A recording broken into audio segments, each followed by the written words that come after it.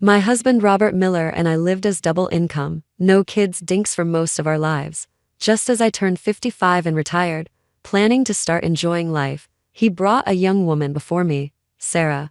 Jessie is pregnant, and we plan to have the baby. But don't worry, I won't divorce you. Jessie is still in school, and she'll need your help with the baby after it's born. Don't you think I should bring Jessie home as soon as possible for her pregnancy? I remembered how, when I was pregnant back then, he used every means to force me to get an abortion. After that, he even forced me to get an UD and wouldn't let me remove it even when my body rejected it, which eventually led to my uterus being removed. It turned out he did want children, he just didn't want them with me. I had seen this girl before. She was one of Professor Miller's graduate students and had eaten at our house a few times. Professor Miller often talked about her. Before, I just thought he appreciated her talent. But I never expected this. Looking at the gray-haired, self-righteous man in front of me, I couldn't help but sneer. So you mean while my friends are enjoying their grandchildren, I'm supposed to raise your son? I was always meek and mild. In 35 years of marriage, I'd never even argued with Robert Miller. Stung by my words, his face turned bright red, unsure how to respond. Jessica Davis, sitting beside him, instantly teared up. Mrs. Miller, you don't need to be so harsh. Professor Miller is highly respected, and his influence extended far and wide through his students. How can you bear to let his lineage end? You can't just forbid Professor Miller from having his own child just because you can't have one. Mrs. Miller, that's incredibly selfish. Seeing Jessie get emotional, Robert Miller poured a glass of warm water and brought it to her lips. Jessie, don't get upset. It's not good for our baby. You're early in your pregnancy. Your mood is what matters most. I watched with a cold eye, finding the two of them utterly ridiculous. The girl was filled with righteous indignation, every word accusing me of the fault of being childless after many years of marriage. But what she didn't know was this: when we first got married, it was Robert Miller who insisted he didn't want children, wanting only to devote himself to his educational career. I loved children, but for the sake of harmony in our home, I had to cooperate with his various methods of contraception. Unfortunately, things don't always go as planned. In our 4th year of marriage, I became pregnant. I remember sharing the news with Robert Miller. Overjoyed, I thought that even if he didn't like children, he would surely change his mind once he knew I was pregnant. To my surprise, he just said coldly, "Get rid of it while it's still small. I told you, I don't want children in this life." Still unwilling to give up, I shared my physical changes with him every day and even bought books on prenatal education for him to read with me. But when I was suffering from severe morning sickness, he just said coldly, "Sarah, you brought this on yourself." Then he left me and moved into the school dormitory by himself. I begged him outside the dorm door to come home, but he just said resolutely, "Unless you get rid of the child, I won't come home." That era was relatively conservative, and rumors about us getting divorced started spreading more and more. Unable to bear the pressure, I went and had the surgery alone. I lay in the hospital bed, silently crying. When Robert Miller finally came to see me, he gently wiped away my tears and said, "Sarah, a person's heart is so small. Wouldn't it be better if my heart held only you? Once we have a child, the love between us will eventually be worn away by the mundane realities of life." At the time, I thought he loved me desperately, which is why I endured immense pressure from our elders for so many years to be double income, no kids dink with him. But it turned out he got his student pregnant when he was nearing 50. Lost in my memories, I said nothing. Robert Miller patted Jessica Davis's hand reassuringly. "You should go back now, Jessie. Your Mrs. Miller is very reasonable. I'll talk to her alone." Jessica Davis nodded obediently and turned to leave our house. Robert Miller handed me a list. "This is a list of Jessie's favorite foods and some things she needs to avoid. Memorize it and don't get it wrong. Jessie is still young and it's her first pregnancy, so there will be things she doesn't know. Take good care of her when she moves in." His tone was harsh. He clearly had no intention of discussing this with me. I curved my lips into a smile. I've never had a child myself. How would I know how to care for a pregnant woman? Robert Miller frowned impatiently. "Sarah, you've lived for most of your life. Even if you haven't done it yourself, you've seen others do it. Our house is so big, with so many empty rooms. There's absolutely no problem with one more person living here. I know you're upset right now. I've already discussed it with Jessie, and when the baby is born, you'll be the godmother. You won't have to go through the pain of childbirth and you'll have a child to care for you in your old age. Isn't that good?" His words made me laugh with anger. Just as I was about to retort, his phone rang. From the other end came Jesse's affected voice. Professor Miller, I suddenly have a terrible pain in my lower abdomen. Can you take me to the hospital? Robert Miller put on his jacket, threw out a harsh word about, this is all your fault for giving Jessie a hard time and making her leave. If anything happens to the baby, you'll regret it, and hurried out of the house. I was left alone in the house. I sat on the sofa until the living room was completely dark before slowly getting up. Robert Miller and I were introduced by our parents. He was refined and gentle, with a respectable job. When I was young, I couldn't resist his charm at all. Over the years, while we weren't passionately in love, we lived together with mutual respect.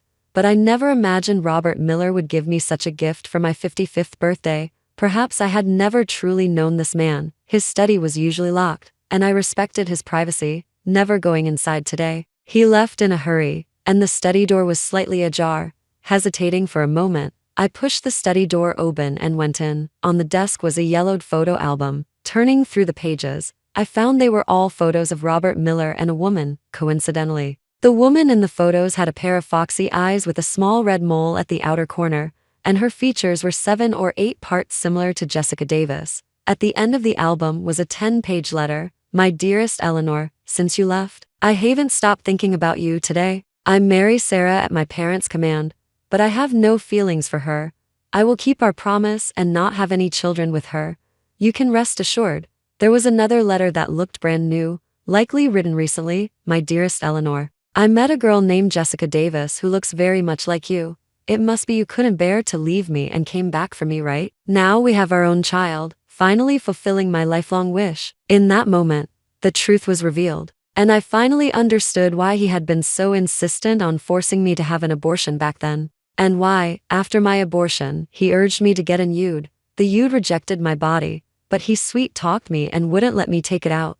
This led to a severe infection in my 42nds, requiring me to have a hysterectomy. It turned out for all these decades, I had just been a foolish woman, loving him one-sidedly. I put down the photo album and looked along the bookshelf. Displayed there were rows of small, purely handmade items. Each piece was as smooth as new, showing how carefully they had been preserved. Each item was labeled, paper anniversary gift for Eleanor, silver anniversary gift for Eleanor. I gave a bitter laugh. After so many years of marriage, he had never even given me a single flower.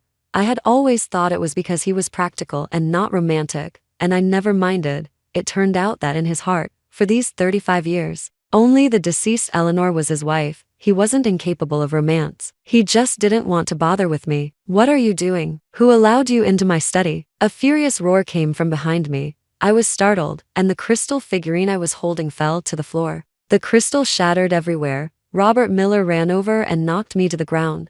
My palm landed on the fragments, and blood immediately gushed out. I couldn't help but cry out in pain, while he just knelt there, looking heartbroken at his shattered creation, muttering to himself, Eleanor, I'm sorry, I'll definitely replace it for you. In that instant, what shattered was also my heart. I stopped looking at him, turned, pushed open the study door, and walked out. On the sofa, Jessica Davis watched me with a worried expression. Mrs. Miller? Professor Miller is getting old and has high blood pressure. Please be more considerate and don't upset him anymore. Giving Jessica Davis a cold look as she sat on the sofa, I went out and hailed a cab to the hospital to get my hand treated. I had made up my mind. I was leaving Robert Miller. I contacted the tenants renting my apartment and told them I wouldn't be renewing their lease when it expired next month. The tenants happened to be leaving the city anyway, so they readily agreed to move out. This apartment was given to me by my workplace originally, after I married Robert Miller.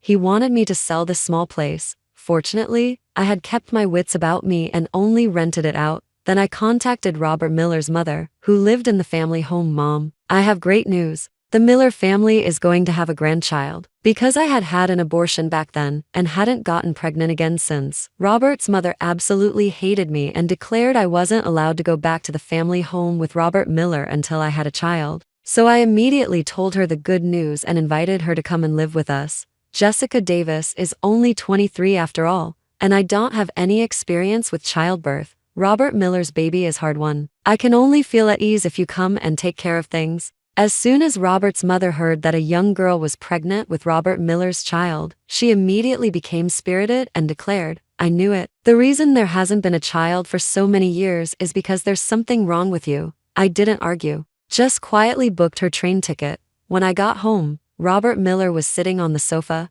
his face grim. Where have you been? You didn't answer your phone. It's so late.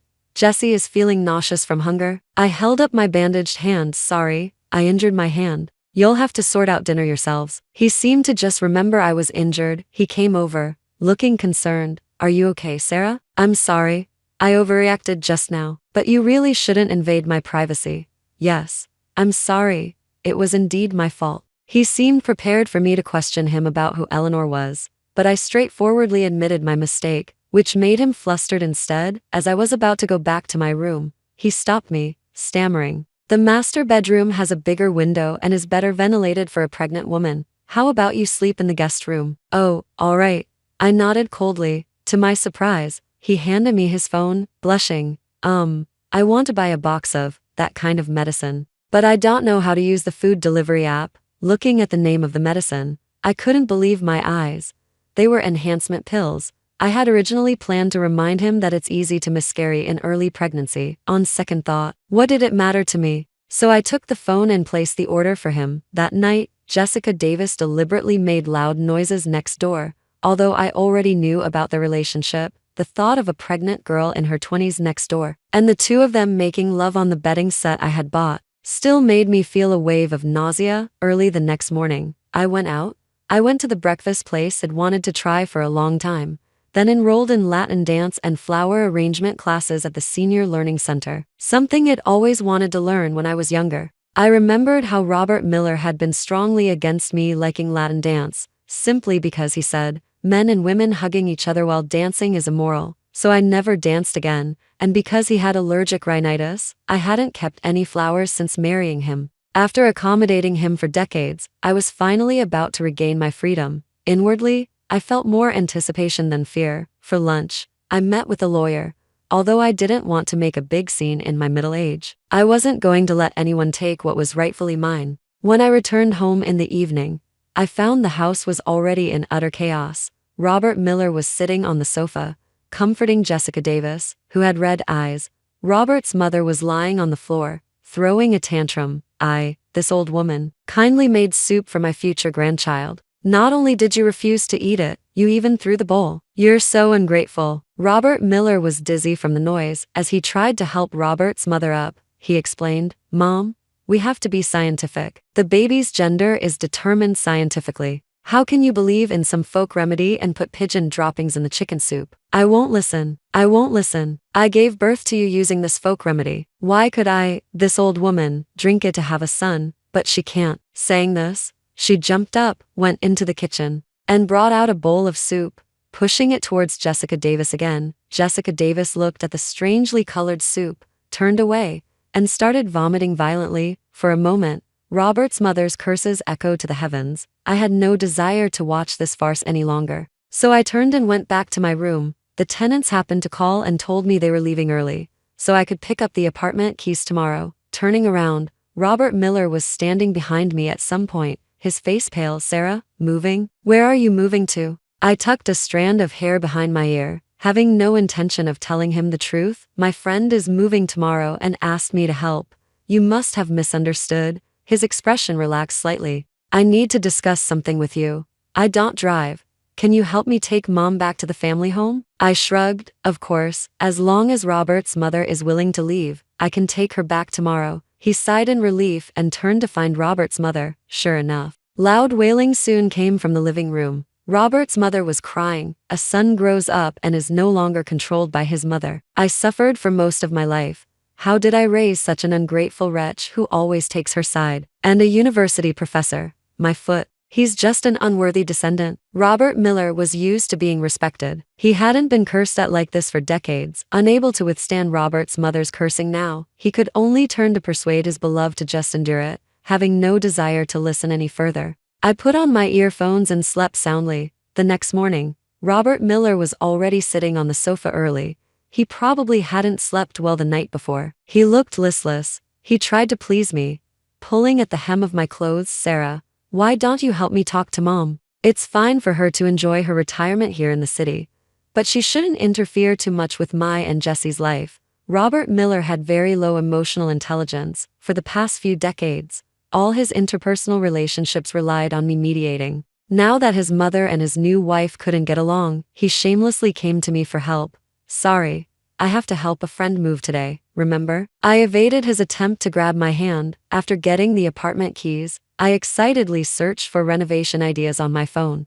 then measured and drew up plans myself. For the first time in my life, I experienced the feeling of being in charge, with no one telling me what to do. After finishing the drawings, I found a reliable renovation company recommended by a friend, and we quickly settled on the plan. Not wanting to go home and face those annoying people, I also conveniently booked myself a flight, planning to travel for a month. I was packing my suitcase when I got home. Robert Miller walked into the guest room, looking exhausted. Jessie has a prenatal checkup tomorrow, and I have a lecture I can't miss. Can you go with her? Can't you see I'm packing my suitcase? I've booked a flight and I'm going away for a month. I figured, when I came back in a month, my little place would be renovated. Then I could just go our separate ways with Robert Miller. As soon as he heard I was going on a trip, he exploded like a cat whose tail had been stepped on. Sarah, how can you be so selfish? It's bad enough you won't help Jessie with the discomfort of pregnancy, but you won't even go with her for her checkup? What kind of behavior is that? I laughed with anger. Robert Miller, Jessica Davis is carrying your child. You didn't ask for my permission when you slept together. Why should I be responsible? How can you speak so vulgarly? He was so angry his face turned bright red and he had to take several heart medication pills to calm down. Do you believe that if you leave, this home will never welcome you back? He threatened viciously. Too lazy to argue with him further, I just said, whatever, and pushed him out of my room, stepping onto my journey, breathing the air of freedom. I felt an exhilaration I'd never known before. In my hand, I held a small notebook, listing 100 things I had always wanted to do but never dared to over the years. The first thing was to find a famous plastic surgery clinic abroad and get a slight adjustment to my chin and nose. When I was with Robert Miller, I barely wore any makeup. Whenever I made a slight effort to dress up, he would always tell me, "That's just how you are. No amount of dressing up will help." Or say, "I'm a renowned professor. If you dress up flashy, it'll just look vulgar and won't be suitable for me." After my face swelling went down, I found an image consulting studio. They gave me a complete makeover, from my hairstyle to my clothes. After about half a month of transformation, when I stood in front of the mirror again, I had become the confident and vibrant woman I was in my youth. After finalizing the itinerary for the next few days, I found a freelance photographer named Daniel to follow me and take pictures. When I went to the beach, I put on a very sexy bikini. With Daniel's compliments, I took many photos. Looking at my smooth, fair stomach, I suddenly thought perhaps it was a good thing Robert Miller didn't want me to have children for him. On a whim, I copied the younger generation and posted 9 photos on my social media feed. Unexpectedly, just a few minutes after I posted it, my phone started ringing non-stop. Robert Miller's furious shouting was deafening. "Sarah, you're an old woman, aren't you ashamed? Parading yourself around like that. Who are you trying to impress? Oh, well, not for you anyway." With that, I decisively hung up and blocked Robert Miller. Daniel, worried I was upset, comforted me. "Don't be sad, sis. Your husband doesn't appreciate you." I smiled brightly. "Not my husband. My soon-to-be ex-husband." Daniel let out a whistle. "Sis, I think you're really cool. I'm free for the next few days anyway. Let me show you around. It's on the house." When Robert Miller called again, I was getting a tattoo. "Sarah, you're coming back soon, aren't you? My life is really inconvenient without you." I had already heard about his so-called inconvenience from another one of his students. Robert Miller was completely helpless when it came to daily life in the past. I had always ironed his shirts and suits and coordinated his ties and socks for him. As for Jessica Davis, she didn't care at all what Robert Miller wore.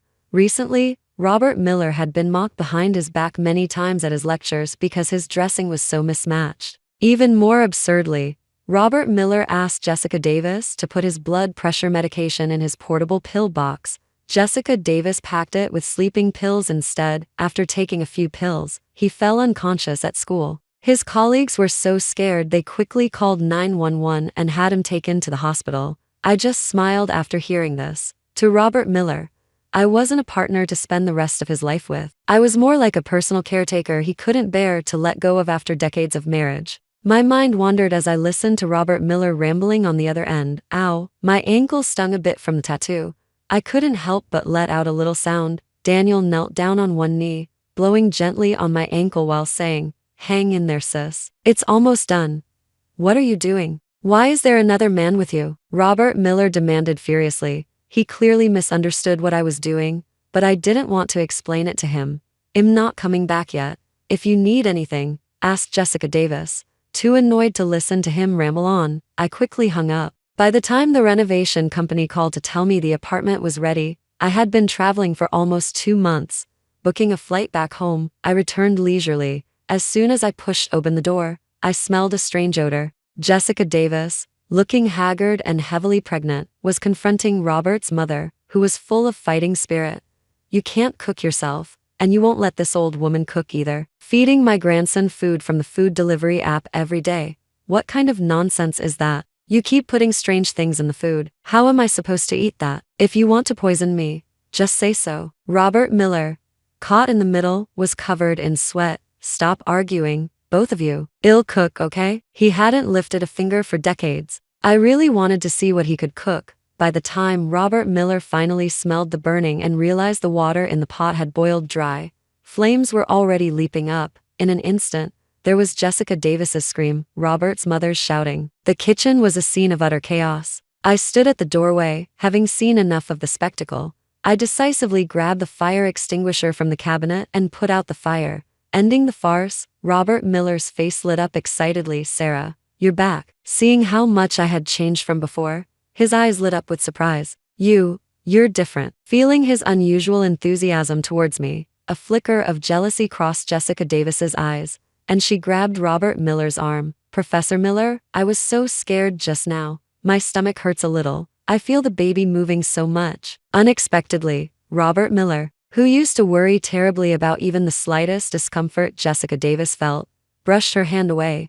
"How can you feel the baby move at 3 months? I'm starting to worry the child will inherit your intelligence." It seemed Jessica Davis was experiencing Robert Miller's sarcasm for the first time. She couldn't help but run back to the bedroom with red eyes. However, Robert Miller had no reaction, just stared straight at me. Robert's mother saw my unusually modern attire and came forward, pushing me. "You little troublemaker. Where did you run off to enjoy yourself? My son's money isn't just pocket change, you know? You're just wasting it like crazy." Just as I was about to retort, Robert Miller stepped in front of me and roared, "Sarah is my wife. She can spend my money however she wants." "Mom, it's none of your business. You've stayed here long enough. Now that Sarah is back, Jessie also has someone to take care of her.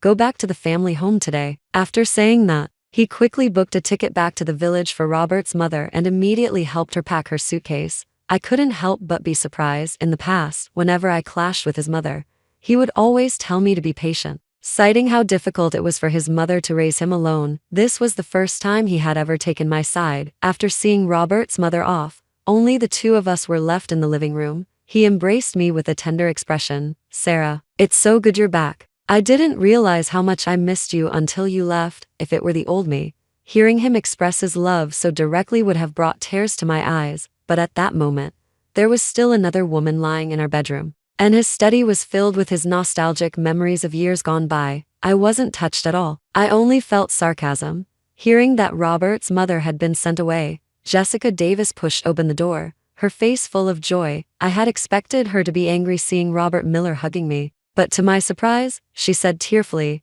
"I'm so happy to see Mrs. Miller and Professor Miller making up. Jessie felt really guilty thinking she caused unhappiness between you." Robert Miller chuckled. "Jessie, it's wonderful that you think that way. After all, the three of us will be living together for a long time." "Robert Miller, we're getting a divorce." I interrupted Robert Miller's fantasy of having his ideal arrangement living with both women. I took out the divorce agreement drafted by the lawyer from my bag. "Here's the divorce agreement. Read it over, and if you have no issues, sign it quickly." Robert Miller was utterly shocked. "Sarah, divorce? No, I won't agree. I'm already so old. Getting a divorce now. What will my colleagues and students think of me?" He started shouting excitedly. "You got your student pregnant, and you're still worried about what others think of you." I couldn't help but sneer. "I don't agree. I'll never divorce you in this lifetime." Robert Miller tore the divorce agreement into pieces. Jessica Davis started trying to manipulate me again. Mrs. Miller, you really don't have to do this. I genuinely admire Professor Miller and don't care about trivial things like status. No matter what people outside say about me, I just want to leave an heir for Professor Miller. That's all. I don't want to replace you. Hearing Jessica Davis being so considerate of him, Robert Miller was moved and held her hand, then looked at me with a look of deep pain. Sarah, you're such an old woman now. Why aren't you as clear-headed as Jesse? I sighed. I had once been blinded by his profound knowledge. I had deliberately ignored his selfishness and meanness. Now that I no longer loved him, I realized how blind I had been back then, precisely because I've reached this age. I don't want to force myself to live a life I don't like anymore. Robert Miller, I genuinely want to divorce you. Tomorrow I'll have someone come and pack up my things and send them to my new place. I won't be coming back here again. He lifted his head high, looking at me arrogantly. Sarah, don't come crying back to me begging for forgiveness in a couple of days. That's right, in the past. If he so much as frowned, I would patiently coax him for ages, but that was all in the past. As I was getting into Daniel's car, Robert Miller suddenly rushed out and stood in front of it. Sarah, get out of the car and tell me who this man is, he demanded loudly, banging on the hood. I got out of the car and said patiently, we're already divorced. You have no right to interfere with my life. Unexpectedly, he wouldn't let it go. Oh, so that's it. You found yourself a toy boy. No wonder you were so determined to divorce me. You're practically halfway to the grave and you're still acting like a young person, living so wild. Aren't you afraid of getting a dirty disease? Before I could say anything, Daniel got out of the car and knocked Robert Miller to the ground with a punch. Clean your mouth out. Robert Miller sneered repeatedly. Did I say something wrong? Sarah, dare you say there's nothing inappropriate going on between you two? Daniel grabbed his collar and punched him in the face again. You were blind as a bat and didn't appreciate a woman as wonderful as Sis. But you won't let other men admire her? Enough. I stopped Daniel's hand, which was raised for another punch, and said, let's go, Sarah. I'm warning you, if you get dirty, I won't want you back, you second-hand goods. As the car sped away, I could still hear Robert Miller's desperate shouts. Daniel subtly glanced at my expression out of the corner of his eye, then cautiously asked, are you angry, Sis? Yes, I am very angry. His expression visibly fell. I'm angry at myself for being so blind as to fall in love with him in the first place. Hearing I wasn't angry about him hitting Robert Miller, his expression immediately brightened. The next second, he pulled the car over to the side of the road and suddenly looked at me seriously. Sis, actually, he wasn't entirely wrong about one thing. I do want to have an inappropriate relationship with you. I like you. I've never felt such a strong pull towards any woman before. Actually, when I was at a clinic abroad, I had already vaguely sensed Daniel's feelings for me, but I pretended not to notice, thinking that once we were separated by distance, his temporary infatuation would fade. To my surprise, he followed me straight back to my hometown. I looked him calmly in the eyes and said frankly, this might be a little hurtful, Daniel, but I'm not interested in you. If I had a child, they would probably be about your age now. Daniel was 32 this year, a full 23 years younger than me. Hearing my rejection, he wasn't discouraged. Well, do you hate me, Sis? Of course not. I had a wonderful time during our trip together. I told him honestly. See, that's all that matters. As long as you don't hate me, it means I still have a chance. If he were a puppy, HB wagging his tail at me right now, I chuckled, unable to speak, and didn't try to dissuade him further. All I could do was stay true to myself, but his determination was strong. He simply rented an apartment right next door to mine and moved in. Sis, I'm a freelance photographer. I can work anywhere. Wherever you are, Sis, that's where it'll be. He seemed prepared for a long-term pursuit, knowing I went to the senior learning center every day. He even signed up for the same classes as me. Clumsy as he was, through his own efforts, he became my Latin dance partner. Life became busy and fulfilling. I would have been even happier if Robert Miller hadn't kept making excuses to avoid getting the divorce papers. On the weekend, our dance group had a performance at the mall. After coming down from the stage, I suddenly heard a voice I hadn't heard in a long time. Sarah, is that you? Looking up, Robert Miller and Jessica Davis were standing in front of us. Compared to a month ago, Jessica Davis's figure was even more swollen. Because of her pregnancy, she also had many butterfly-shaped spots on her face. She was becoming increasingly different from the woman in the photos in Robert Miller's study. Seeing me, she said sorely and sarcastically. Mrs. Miller certainly is uninhibited, not even feeling ashamed doing a sensual dance with a man in public. But Robert Miller suddenly slapped her across the face. How dare you speak like that? Where is the respect you should have for your Mrs. Miller? Jessica Davis's face was full of disbelief. Professor Miller, you weren't like this with me before. Robert Miller said impatiently. Jessica Davis, you weren't such an inappropriate woman before either. Jessica Davis ran off, covering her face with her hands, her eyes red. However, Robert Miller had no reaction, just stared straight at me. Daniel put his arm tightly around my waist. Let's go, sis. Everyone's already left for the dinner we planned. I nodded, intending to walk around Robert Miller, who was blocking my way, but just as I was about to pass him, he grabbed my wrist. Sarah, come home. I know I was wrong, even now. He still thought I was just throwing a tantrum. Robert Miller, don't you understand? The day you brought Jessica Davis home, we could never go back. Ignoring his shattered expression, I turned and walked away decisively. Since that chance encounter, Robert Miller, who used to say he was too busy to say more than a few words to me a day, seemed to have a lot of free time now. He called me several times a day. He even started writing public love letters to me online. I was utterly annoyed and just blocked him. When he wouldn't go to the courthouse with me, I decided to sue for divorce directly. The day I received the divorce certificate divorce papers, I felt lighter than ever before. Just then, my phone started ringing wildly. When I answered, a panicked voice came from the other end. Mrs. Miller, something's happened to Professor Miller. Can you come to the hospital quickly? Thinking of Robert Miller, who had no relatives in this city, I finally softened and went to the hospital. From his student Michael, I learned the whole story. It turned out the baby Jessica Davis was carrying wasn't Robert Miller's at all. It was the child of another graduate student under Robert Miller. Michael grabbed his hair in frustration. It's all my fault. If I hadn't spoken up, Professor Miller wouldn't have forced Jessica Davis to get an induced abortion. Michael and Jessica Davis's boyfriend shared a dorm room. One day, the boy drank too much and couldn't resist bragging about it. Look at all of you. So worried about your futures. I'm not worried at all. You know Jessica Davis, right? The baby she's carrying is actually mine. To help the two of us get a letter of recommendation from Professor Miller, she seduced him and pretended to be pregnant with his child. As soon as we successfully apply for our doctorates, she's going to go her separate ways with that old man. Michael was furious when he heard this, afraid Robert Miller wouldn't believe him. He even recorded it. Robert Miller, upon learning the truth, was blinded by rage. Ignoring Jessica Davis's pleas, he immediately dragged her to the hospital for an induced abortion and quickly broke up with her. But he never expected that Jessica Davis's family wasn't easy to deal with either. At Robert Miller's retirement party, Jessica Davis's father burst in with a group of people and beat Robert Miller until he was covered in blood, and Jessica Davis, holding evidence of Robert Miller's misconduct with a female student, reported him publicly. Now Robert Miller was still in the emergency room when he got out. Knowing his future was ruined and he was disgraced in his retirement, I wondered if he would be so angry just die. After hearing the whole dramatic story, I left a money envelope. Thank you for staying here. I'll contact Robert Miller's mother and have her come to the hospital as soon as possible. Get him a caregiver nursing aide later.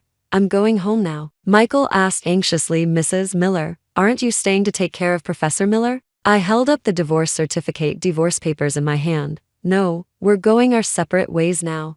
I'm not your Mrs. Miller anymore. If anything else happens to Robert Miller, don't come looking for me. To my surprise, the first thing Robert Miller did after waking up was threaten suicide and demand to see me. Michael called me while I was in my flower arrangement class. Hearing this, I sighed, but still decided to go and see him one last time. Some things needed to be said clearly in the end. Seeing me, Robert Miller tried to please me by handing me a portion of my favorite snack, comfort food. Sarah, I bought you your favorite snack.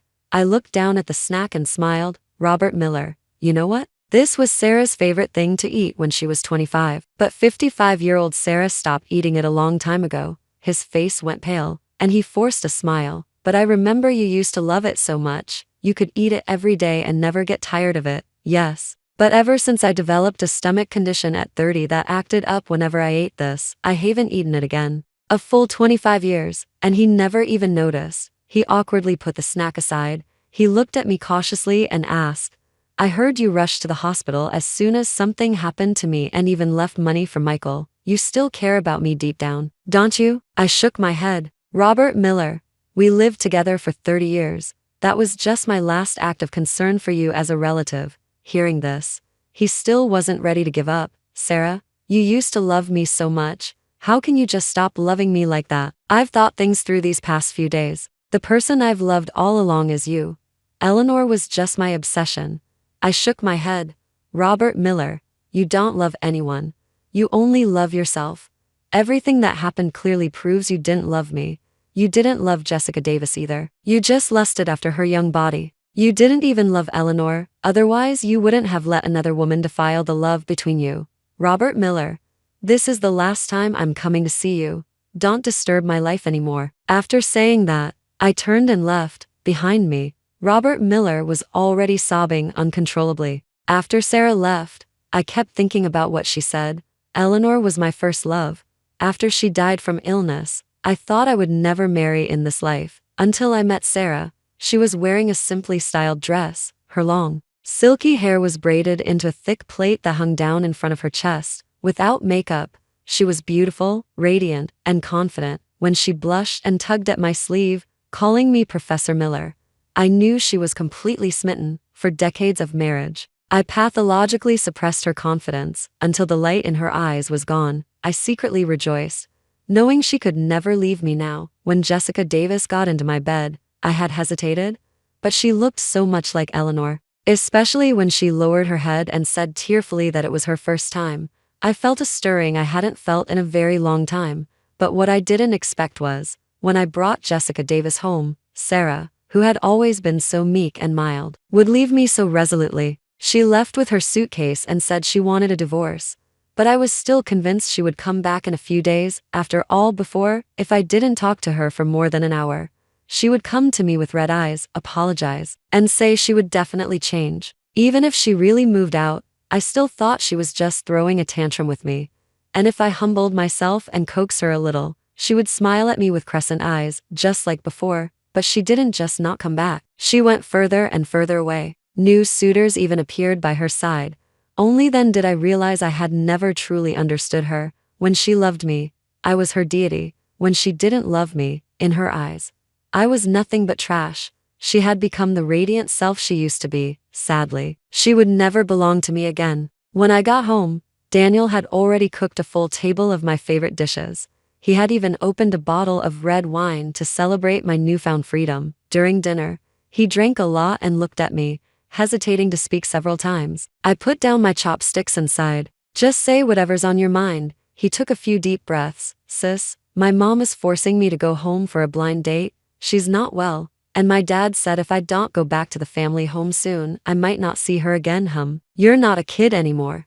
You should indeed get married, I said with a smile. He ran a hand through his hair dejectedly, then suddenly grabbed my hand as if having made a decision. Sis, I've confessed my feelings to you for the 9th time. Do you really not feel anything for me at all? As long as you say you feel even a little something for me, I'll stay for you. I looked him calmly in the eyes and said frankly, I don't like you at all, Daniel. No matter what you do, I won't like you.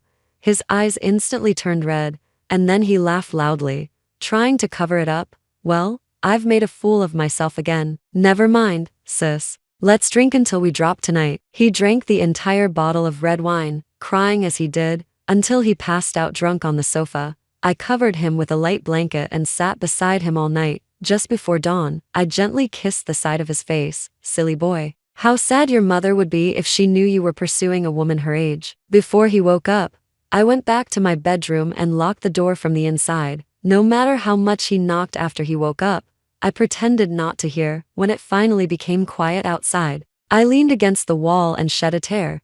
Love is about fulfilling others and also about restraint. Daniel didn't understand, but I couldn't pretend not to when I knew exactly what was happening. Later, I filled the house with flowers, got a Persian cat, and lived out my later years beautifully, all by myself.